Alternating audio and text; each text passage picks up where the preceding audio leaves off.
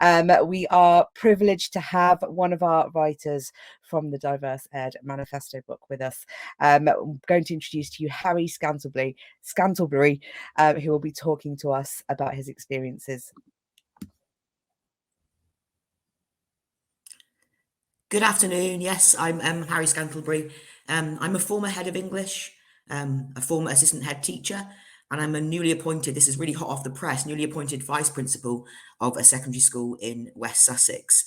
I am transgender. I am a trans man, and my pronouns are he, him. I'm close to 40, so I went to university in 2020, in 2001. And by this time, I knew that I was attracted to women. My close friends knew this, my favourite auntie knew this, and my English teacher, of all people, knew this.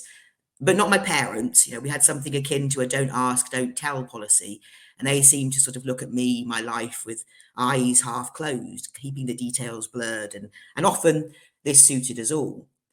From my youth, I'd become pretty adept at spinning the truth that existed on the fringes with secret behaviours and hiding some of my true feelings.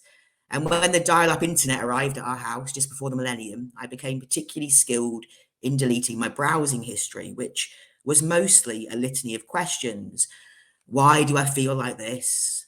Am I a boy? And what is a transsexual? I chose to come out to my parents in as gay then around October 2001, after I begun what felt at the time a significant relationship. I was on the communal payphone of my university halls and I spoke to my mum. I'm a lesbian and I have a girlfriend. And when she said I never want to meet her and she's never welcome in my house, I vomited on the nylon carpet of that communal hallway, beneath the flickering strip light that had been broken for over a month.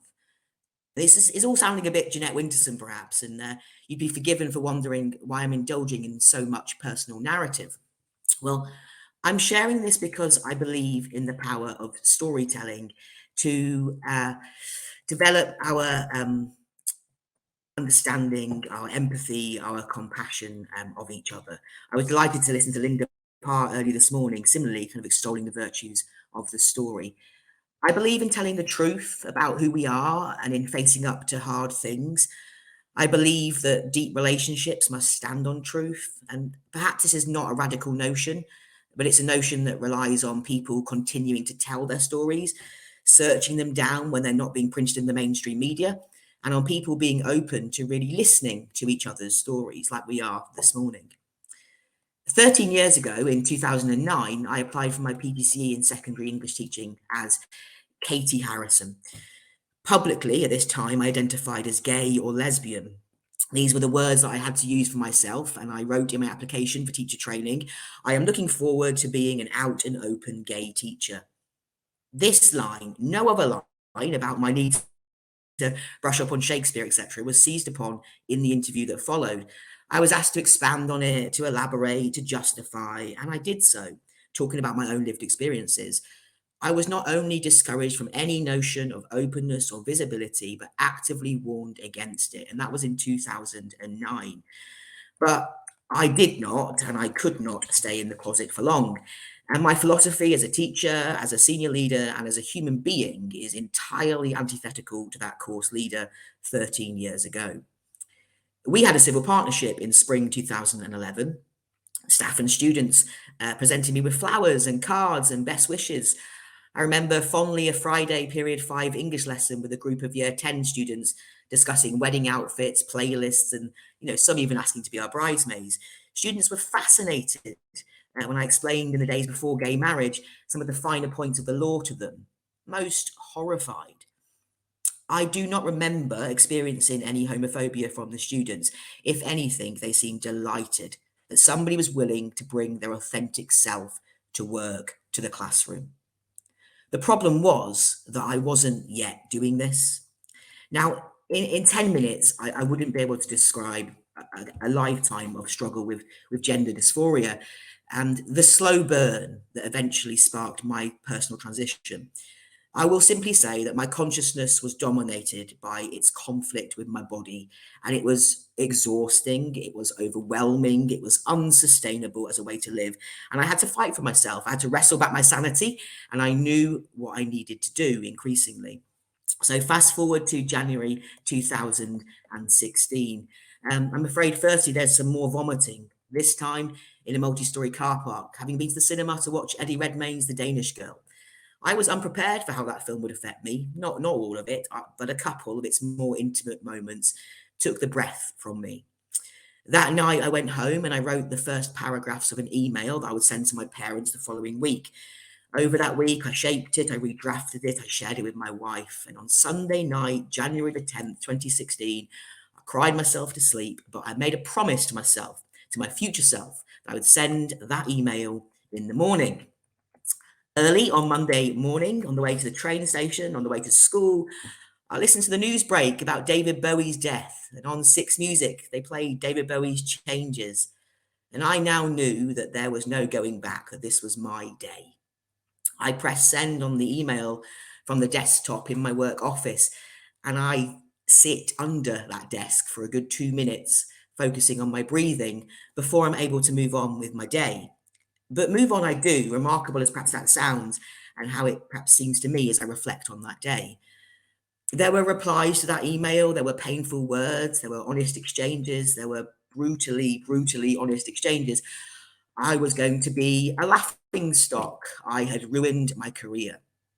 In actual fact, from January to Easter, school, colleagues, and teaching kept me going during an enormously challenging period of my life. And I actually found myself being targeted for promotion. And so in June 2016, I was promoted to the position of assistant head. And of course, I knew what I needed to do. It nagged me daily. And even as I accepted the post, my thoughts moved from delight to horror. The head teacher, my colleagues, the students, the parents, it all felt too enormous. It felt unthinkable. I'd play out the scenario in my head over and over, but always feel too appalled to put my thoughts into action. Surely, being an openly transgender senior leader in the early stages of transitioning was just inconceivable. I began to strategize what I was going to do next, eventually sputtering out my truth. So, nearing the end of my 6th year at that school, I stood up at the Thursday morning staff briefing and I explained to my colleagues that I was transgender and I would soon begin the process of transitioning from female to male. The head teacher was playing David Bowie's Changes as staff settled themselves in the room. I'd written something to guide me, but primarily I spoke from the heart. Certainly, it is one of the harder things I have done in my life, but I remain convinced that it was important for me to find that courage to address people myself and to tell my own story. Walking into that school in September 2016 was another really hard thing to do. In a Burton suit that was ill-fitting, still at this point binding my chest, and in the early stages of a very public medical hormonal transition. I felt like all the eyes in the building were on me, but they weren't, not really. And I've been learning to accept that, our thoughts are not the truth. Those first lessons in September, where I took the ball pen to the whiteboard and wrote out my name, Mr. Scantlebury, for the students for the first time, were really difficult. They were really hard, as was doing the register and listening in the early days to the pronouns. But they were days that were survived, and that bravery has taken me to where I am today. Our miracle IVF baby was born in April 2017. And since this moment, my commitment to get on with my life and thrive, succeed, be happy was only further emboldened. I've always said I will never let my gender identity, my transition, interfere with my daughter's opportunities. So I've had to endure some pretty distressing experiences in changing rooms and toilets and steel myself with the knowledge that I am loved, that I matter, and that I present no harm to anybody. So, what about now? I deliberately started by sharing the news that I've recently been appointed vice principal. I'm not showing off. I think this is important for me to celebrate, but also for others to hear and celebrate too. I didn't ruin my career. Being trans has not ruined my career. It hasn't stopped people investing in me or respecting me. It is possible to be successful and be in a school that will value you and nurture you and treat you with respect and dignity, regardless of the angry, transphobic rhetoric that's currently so pervasive. probably I can still count on one hand the number of transphobic comments I've directly received from students, parents in the last 6 years. I am an optimist. I think we have to be. So this is a very personal piece from me today. It's an appeal for all educators to have the courage to be their authentic selves, so we can save young people from shame, from stigma, by showing them that human diversity is to be celebrated, and glass ceilings really are for smashing. Thank you very much for inviting me today. Well, Harry, I'm in bits. Okay, when I read your introduction to the book, it made me cry because you are such a beautiful writer, and I think everyone's going to be very impacted by what you've just shared, because you talk Good. with. Because for me. No, I'm quite a shy person, actually. So things like today are quite challenging for me, but I just challenge myself to do them, I suppose, more and more, because it's important, I think. Yeah, absolutely. I know you were nervous, and we always appreciate not only the visibility, but also the safety. And I know we talked about that a lot when the book was published, about how are we going to ensure that the people in that particular chapter of the book were going to be kept safe. But so far, touch wood, we haven't received any transphobic comments because the book's been published. And I think it's heartening to hear that you have been so publicly supported that actually people are understanding and raising their awareness and their consciousness by you being in that school, by you being in that role, and by you being courageous to share the journey you and your family are on within that school context. So if we were going to think about advice to other schools where they might have non-binary or trans members of staff, like your school has done a brilliant job here, but what would you like to see other schools doing around trans inclusion in particular? Being brave, you always manage the people, not the problem, don't you? So manage the humans, look after, respect the humans in your building, and be willing to, know that you're growing that moment. I mean, it's like at the moment with our school having Ukrainian students, we're all growing in this moment because we are, learning so much about ourselves and others by being brave, by being courageous, by being open, by learning through our own personal experiences rather than through perhaps reading something you're in the press on a Saturday afternoon. Learning, listening to your own instinct about your human interactions with people as well. Would you agree with my perspective that schools seem to be more comfortable or more committed to doing LGBT inclusion and the trans awareness piece when it comes to the young people rather than the actual adults in the building? Yeah, absolutely. But I hope, as an optimist, there are going to be enough good adults in those things that are going to be there to make sure that this is safeguarded and that those young people have voices. And even on the darkest days when I have anxieties about this and how things will play out, I really just have faith in human beings that this is going to, we're going to grow out of this more difficult conflict we're in at the moment and find a way to do a good job with this in our schools. And you did a brilliant job, a beautiful job supporting the 10 voices within that section of the book. What was important to you around the curation of those stories in the gender reassignment section of the Diverse Ed book? It was making sure that I didn't dilute those voices. Actually, it was making sure that those voices came through. It was such a privilege to learn, to read them, to learn from them. You just grow so much when you actually genuinely connect with people's stories and people's realities and people's thinking. So that was just such a privilege, and I just wanted to make sure that I didn't stand in the way of that. That people, that people could have the opportunity to be read. And by the way, people have done such a wonderful job with their writing.